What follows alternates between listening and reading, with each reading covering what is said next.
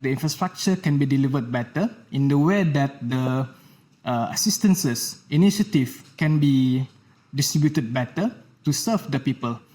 And in order to do that, you cannot have a lot of political infighting, you cannot have a lot of political discourse.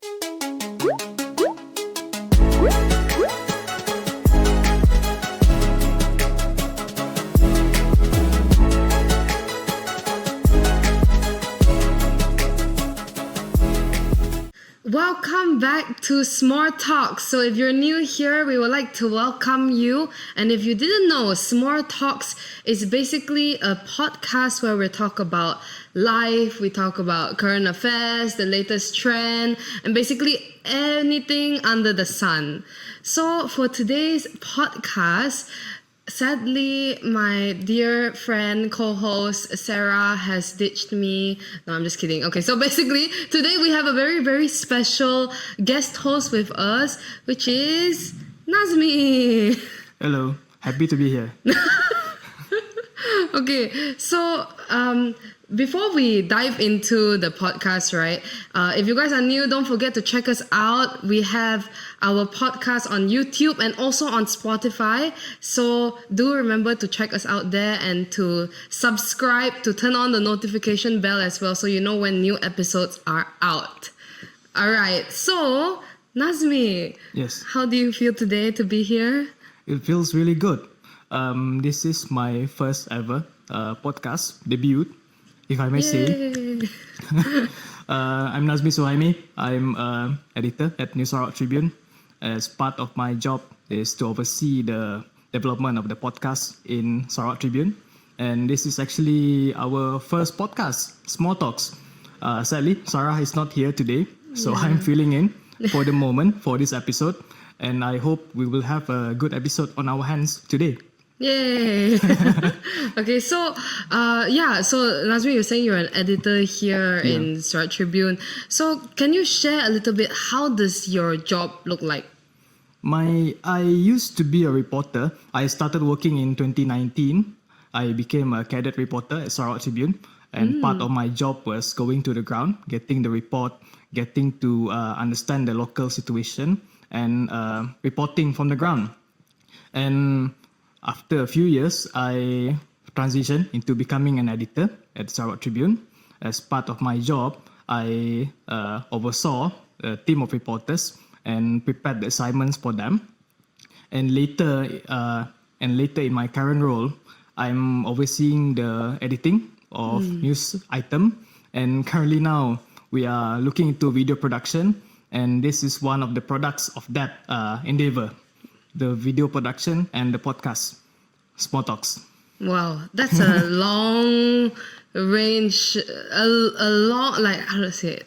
There's a lot of things Yeah, there's that a you lot did. of things. Yeah, initially, I'm actually a software engineer by training, and this is something that's very new to me. And the transition from becoming a software engineer to a news writer to becoming an author or reporter is quite difficult for me at first, but I always had an affinity towards news item, reading news. I like to read.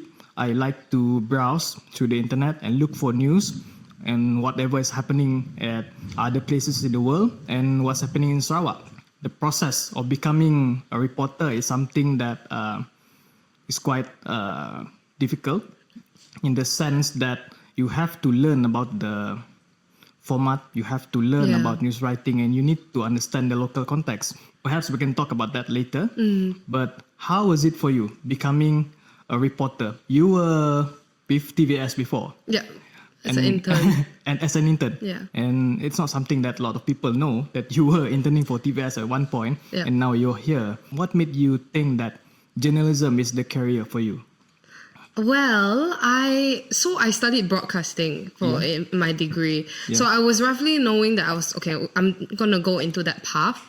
But it was when I was in TVS is when I was like, okay, so is this really where I want to be?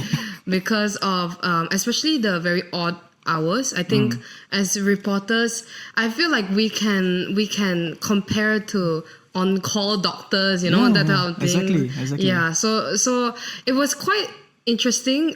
Being with TVS, I think I learned a lot. That was when I really learned what news writing meant, how to be able to turn somebody's 30-minute speech into 10 paragraph. Yeah, 10 paragraph or even less than that because for TV, right? Yeah, so it's for like TV. 5-6 para, and then taking the different sound bites and stuff like that. So that was very interesting. It was quite tough at first. I got quite a bit of scoldings here and there. Don't do this, blah blah blah. So for me, I think it was definitely a very interesting and fun, but also quite a scary experience in a sense. Yeah. For me, when I started working, I still remember this. I went to my first function. It was a Silat function. Wow. These Silat people, they were going for a national award. So they had their meeting beforehand, before they go to the convention, to get an award. And I remember coming back here to the office, and I got scolded by an editor. Oh. Her name is Adeline Leong. A veteran editor, I think 20 or 30 years experience. Wow. The first thing she asked me, what's the heading? What's in here? What's the news? Because I thought I prepared a very well-written news. I thought I prepared a very well-written article. It was like 10 or 12 paragraph. And one question she asked me, what's the news? There's nothing new here. What's interesting here?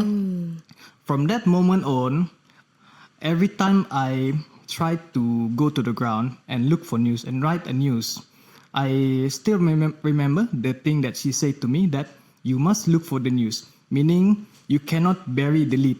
And as I grew in my career, and to the point that I'm training new reporters, that's the most important thing. Don't bury the lead. The lead must be on top. That is the news. That is what is going to hook the readers. That is the substance of your article. And you have to understand, in the news writing or in the media landscape, you are judged by your output. So it doesn't matter how long you spend on the ground. You can spend days and days, weeks and weeks on the ground. But if the final product is not up to par, if the final product is not satisfactory to the standard of the editor, you cannot say that you have done a good job unless your final product, the thing that you deliver to the office, to the email, to the editors, is up to their standard and they have no problems printing it. Yeah. Because otherwise, it doesn't, however long you spend on the ground doesn't serve any point at all. I think you learn about this. Yeah. Yes, it's true. You can go to a function for 20-30 minutes and you come up with a good piece of news. And the same thing, even if you go for a 3-hour function, it would be, I mean, as long as you come up with a good piece of news, and as you said, like the lead and everything. So I think that is something that I feel that as reporters we are different compared to there's a lot of uproar on citizen journalists. Right. I was going to talk about that. Oh, okay, nice. What do you think about the increasing trend of citizen journalism on Facebook, on Twitter, or even in TikTok now? And what are the impacts towards information dissemination and ultimately public perception? I think with citizen journalists arising, basically the public, right? I think there are some things that as reporters, as actual journalists, I think we can take from there, as in, let's say they were on the road and there was an accident and then they post it out on Facebook. So that's when we as journalists, we can, what's that? And maybe because they were there, so it was just, in a sense, it's going hand in hand together as a actual journalist and as the public. So I think the impact, there is a positive impact, but I think there needs to be boundaries, basically, for people to see that not everything on social media that things post, gossip, is facts. I think the issue is accountability. Citizen journalists, they are not accredited. In Malay, we call it bertauliah. And they are not trained to actually find the facts. they go after the big ticket item. They just want the views, they want the likes because it makes their Facebook page grow. Yeah. It allows them to get better reach. But in the aspect of accountability, if they get a fact wrong, they can just simply remove the post. Yeah. Meanwhile, the challenge in newspaper, the challenge of an online portal, if you had your fact wrong, you might get into trouble. Exactly. And the best thing that you can do after that is to retract the article and issue an apology. But the worst thing that can happen is you can get sued. Yep. And apparently, as far as I know, the media industry is not flush with money. So whenever you get sued, that's the end of it. Yep. That means your company might be losing money. You might be losing your job. So the risks are much, much higher becoming an accredited journalist, a journalist reporting for established media, as opposed to becoming a citizen journalist who just randomly posts whatever information they find, true or untrue, accurate or inaccurate, to your Facebook page, because the accountability aspect is not there. And let's also talk about the Wikipedia warriors, the people who are armchair experts. And when they try to analyze certain issues, the limits of their knowledge is bound by whatever is there on Wikipedia. Yeah. So they are not pushing themselves, or they are not bound to doing research or whatsoever. With that, we'll go on a break. We'll come back later.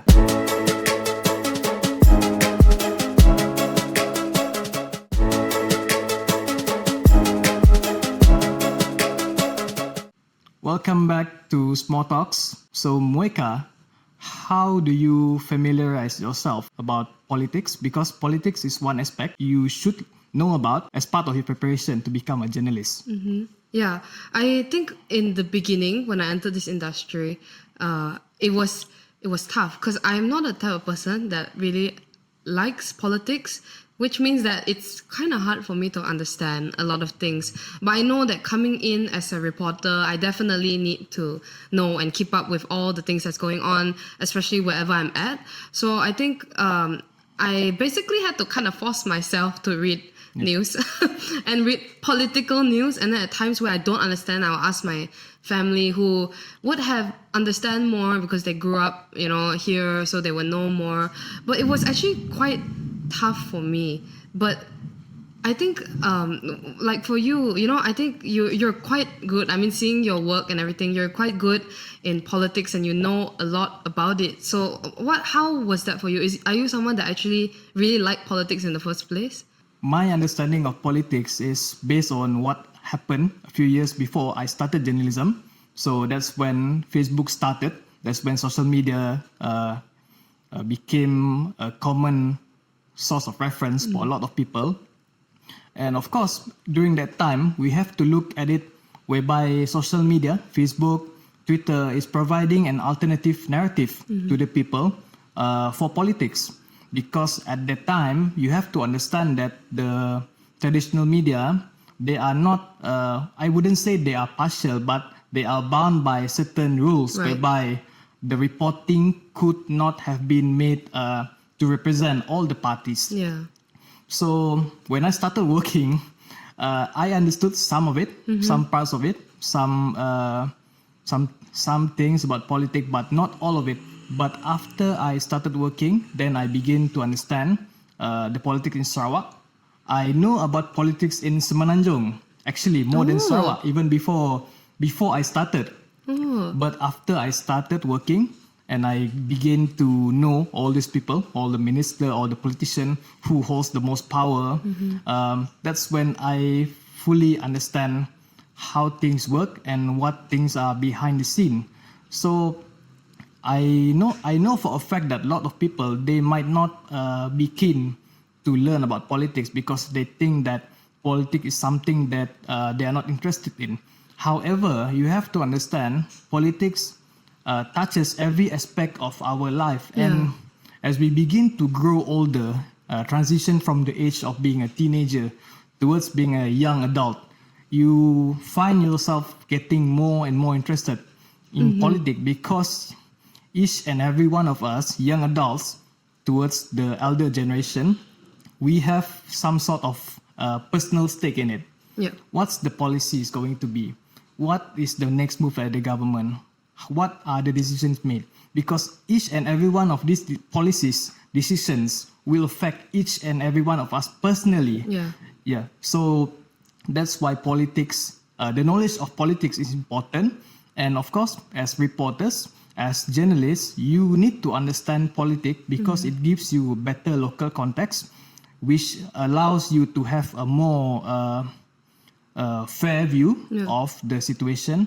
And that fairness and that knowledge of the background, the local situation, will translate into your report, allowing for better reporting. Yeah, that's true. So you were talking about like local politics, right? I think when I was studying in the US, I was exposed to, there's the democratic system, there's the Republicans. There is different parties and everything. In the US, they are using the system of democratic republic, if I'm not mistaken. In Malaysia, we are using the system of constitutional monarchy. So what do you think of that? The system? Personally, your point of view. Personally, I think the current system for Malaysia, constitutional monarchy, works for us at this time. At this time, it works for us. I do understand the challenges. I do understand the benefits of a democratic republic system as practiced in the US, because then you have more, I wouldn't say more accountability, but more room for views from both sides of the aisle to be disseminated to the public. However, we also have to understand the local context and the challenges that we face at present. Meaning in Malaysia, you have lopsided development. Compare Sarawak and Sabah to Semenanjung Malaysia. In Sarawak and Sabah, maybe the level of development is not up to par to Semenanjung Malaysia in West Malaysia. And then to address these challenges, you need a system that serves the public in the way that the infrastructure can be delivered better, in the way that the assistances, initiative can be distributed better to serve the people. And in order to do that, you cannot have a lot of political infighting, you cannot have a lot of political discourse. And I understand the current youth, maybe they are thinking that why can't we transition to that system whereby we can have fairness, justice and equality for all. However, we have to understand what we need now and what are the best ways to fulfill the needs of the people on the ground, and particularly in rural area, particularly in areas that are less developed. I think the current system is fair, but however, of course, systems, they can change throughout time. We might not change totally from being a constitutional monarchy towards becoming a democratic republic, but I think with time, with exposure, with knowledge for the public, we can make the transition to for the government to become more accountable, for the government to become more transparent, and for the government to have to practice good governance. I think that's really insightful. that was really good. Because for me personally, as a younger person, as a Gen Z, we don't, sometimes it's all about, in a sense, always talking about what can be done, what is not good. But in actual fact, our government here, Malaysia government, our ways of doing things, there is a reason why we're doing all these things. So I think that was very insightful. And what about like with the political landscape in Sarawak, at least for the context of Sarawak, what are your thoughts on it?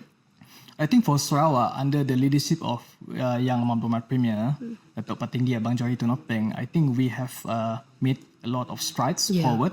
We have transformed Sarawak as far as we can.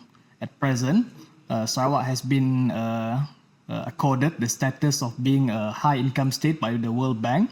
We are making strides in energy transition and hydrogen economy, the new economy as envisioned by Yang Ahmad Berhad Premier. And I think that Abang Johari is preparing Sarawak to go forward.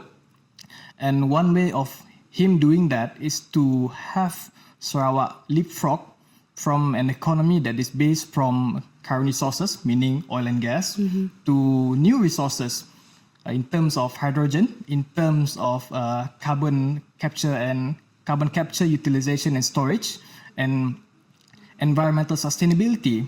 And you have to understand that the economies of present will not be the same as the economies of the future, meaning things will change. If you look 10, 20 years ago, we are still using landlines. We are still using fax machine. But now, communication we can do in the form of emails. We can do in the form of WhatsApp and text messages. And there's also social media, which we talked earlier. Meaning, you have to constantly look for ways and means to move forward, to not be left behind. And in the Sarawak context, being left behind is all that we have been dealt with. Yeah. We are always being left behind. But under the current administration and in the current political landscape, we have an opportunity to leap forward, to become one of the, if not the most developed state in Malaysia, and to become an energy powerhouse in the Asian region. Meaning now, the government has done a lot of good for the people, but however, we have to also plan for the future. And planning requires participation and support from everyone, especially the new generation, because they have to understand that the policies set by the Premier, policies set by the Sarawak government is for the future and is for the future generation. Yeah. That's true. Yeah, I agree with that, because I remember our other our other interview with our other interview the other time. It was a few months ago. Our off the cuff series. If you guys didn't know that. Yeah. So I think that interview was very insightful, and I remember, how he was saying that basically whatever that we're doing now, it's for the next generation and for the younger people. Yeah. That was with Tan Sri Dato' Amar Moeka Ashley. Yes, that's right. Sorry. Yes. Exactly. The speaker. Sorry. The speaker of Sarawak Assembly. Yes. Sorry. I forgot to mention that. Sorry. Yes. Yeah. So I think, like you mentioned, it's our political landscape. We are getting there. We're getting better. Yeah. So I believe as for younger generation, we need to be able to understand that, and we need to be able to even follow with that as well. Yeah. So with that said, let us go on a quick break.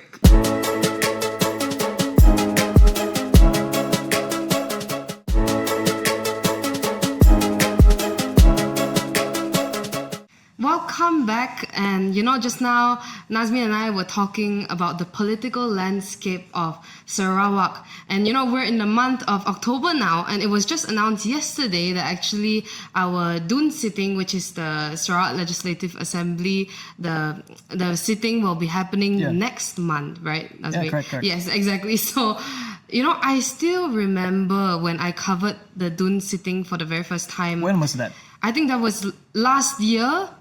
Was it the first sitting or the second sitting? The second sitting. In November? Yes, that's right. In November, yes. November, yes. And then this year was in May. Yeah. So the first time was in November, and that was a very interesting time. To me, as a new reporter, it was very cool, because you go in the Dun building and you just walk in like that. Cool, or just because of the temperature? Oh, okay. Cool. Not the temperature. Yeah. It was cool as in, because you go in, with the media tag, and then you're like, okay, I'm here to work. Yeah. So I think it was definitely that feeling of like, okay, it kind of feels like, whoa, like that patriotic Oh. feeling, you know, I'm gonna do something, I'm gonna hear what they're gonna talk about, what the government's gonna talk about firsthand before anyone else. Yeah. So I think that was a very interesting experience, and I remember being able to interview different people, members, YBs? and different YBs. Yes, that's right. So being able to get to know them on a more personal level and hearing what they're doing in their own constituency, I think that was, wow, quite eye-opening for me, because I didn't really know. Because, you know, you always read from the news, and sometimes the news is just talking about politics or never really about this Policies, YB, yeah. yes, exactly, or this certain, you know, what is this person actually thinking behind. So for me, it was a very eye-opening, a very fun, and of course I was able to hear the different bills that were tabled, including the budget for this year, so budget 2024. So I think that was quite interesting to hear how the minds, you know, how they're thinking about all these things. So Nazmi, do you still remember your first Dune sitting? I remember it was in April of 2019. Oh, wow. It was, I can't remember whether it was before or after the month of Ramadan. Oh, okay. But I think it was before. That was my first time. And for the information of viewers and listener, every term we start by opening the Dune. And then usually every year we have 2 sitting, one sitting in May and another in November. The sitting in November is usually for the budget, the tabling of the state budget. And last year we had a tabling of the state budget by the Premier, who is also the Minister for Finance. Last year we tabled around 12.3 billion of state budget. And indication is that this year we will have more. That was from the announcement by the Premier in Cebu a few days ago. So it's exciting. Yeah. It's very exciting. And for people who haven't stepped into the Dune building, it's one of the most beautiful buildings in Sarawak, I might say. Yes. I haven't had the pleasure of going to the parliament myself. Yeah. And of course, I want to go there one day. Yes. But the Sarawak Legislative Assembly building is quite a sight to behold. Yeah. Part of what makes covering Dune sitting very exciting is you get to see a lot of ahli-ahli yang berhormat, members of the legislature, and you can see them roaming around, mingling with people, eating food, like everybody. Yeah, exactly. Yeah. So part of my job at Sarawak Tribune, last time I prepared reports for the paper, for the newspaper. And another portion of my duty now is I prepare speeches and talking points for ahli-ahli yang berhormat. And speeches in the Sarawak Assembly, usually a speech, aside from the Premier, aside from Deputy Premier, and aside from ministers, are given by backbencher. So when they start the sitting, for example, this current sitting, from 11 until 20th of November, the first day is usually the tabling of the budget. Then the second day or third day, we'll start with a debate on the budget itself. The debate will be conducted or participated by the backbencher. So in a system of government, in a system of legislature, you have the government and you also have the backbencher. The backbenchers are people who are in support of the government. So they are the ones who are supporting the government. And another section is the opposition. And in the composition in Sarawak now, we have 82 seats, which means we have 82 members of ADUN. So now we have 80 in support of the government and 2 who are in opposition to the government. So as a backbencher, your job is to essentially support the government and to contribute your ideas in how to make the policies better. And I had the pleasure of preparing the speeches for several YBs, and it's quite an experience actually, because you can say what you want to say. However, you also must have political consideration, because each and every word that you say in your speech may or may not have political ramification. Oh, is it hard then to do You that? get used to it lah. You get used to it. Okay. It's quite difficult the first time because one of my first job in writing was for a YB who just entered Dun, and that was his maiden speech. Oh. Maiden speech means the first ever speech that he will deliver in the Wow. August House. Wow, what an honor. Yeah, it's quite an experience. So how about you, Moeka? What do you think about the capabilities of the YBs when giving their speeches? Do you think that it's exciting, or do you think that they should do more in making the speeches more, how to say, better? Right. Yeah, I think personally, watching them debate, watching them do their speeches is quite interesting. Definitely, it's quite eye-opening because you get to know what they're actually thinking behind and how they're thinking for so many people as well, for different groups of people and things like that. For sure, there are definitely some speeches where I thought that could have been better in the sense that they could have been more information, or rather more, it will be more coherent so that at least even for us as reporters, for us to even understand even more. Yeah, and sometimes there were times where I watched the Malaysia's sitting Parliament.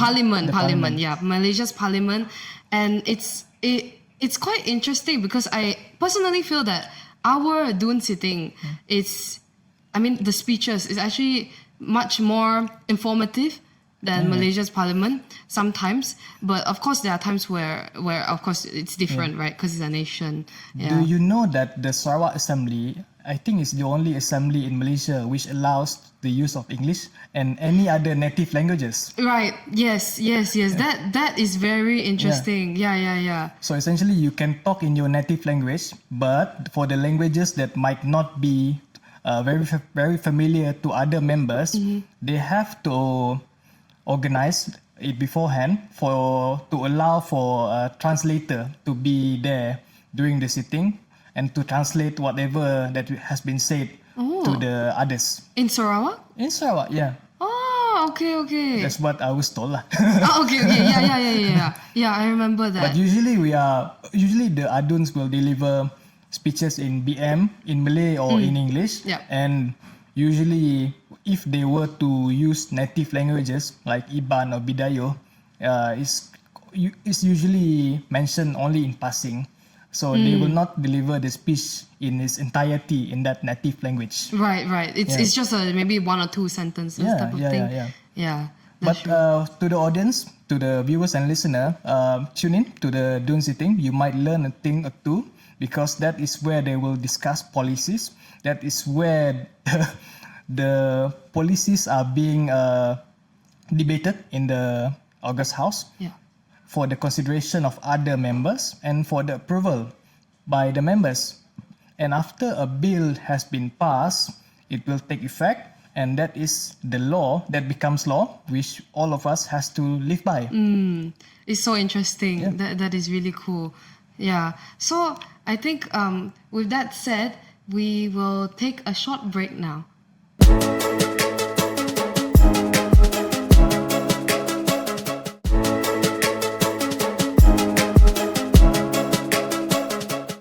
Welcome back, everybody, from our break. So Nazmi and I, we were talking about a lot of very interesting, insightful things that even I didn't know about, but it's okay. We all learn something new every day. So we talked about the journalism landscape, citizen journalism. Talked about the upcoming Dun sitting, Yes, correct. the past Dun sitting, the political landscape. So I think this has been a very insightful, very interesting topic, interesting podcast today, right, Nazmi? Yes. Yes. Okay, that's good to hear. Okay. Yeah, I think a lot of knowledge, whatever knowledge that we have, we can impart to the viewers. Yeah. And of course, the landscape of journalism is something that is much contested now because people are struggling to see whether reporters are even relevant now. Yes, exactly. Because we always get the short end of the stick whenever news are online. People are commenting, why are you even reporting on this? Yes. Especially on lifestyle. Yeah, on the comment section. On the right? comment section, and particularly on issues affecting celebrities. Yeah, that's why people become celebrities, because we are the ones who are building the hype for them. Yeah. That's how they get so famous. Yes. That's one job of being a reporter, is to report on what stories that might be of interest to the public, and particularly stories that are stories such as lifestyle, such as entertainment. These are the things that are of interest to the public. And the same thing goes for hard news, political news, Yeah. stories about human interests.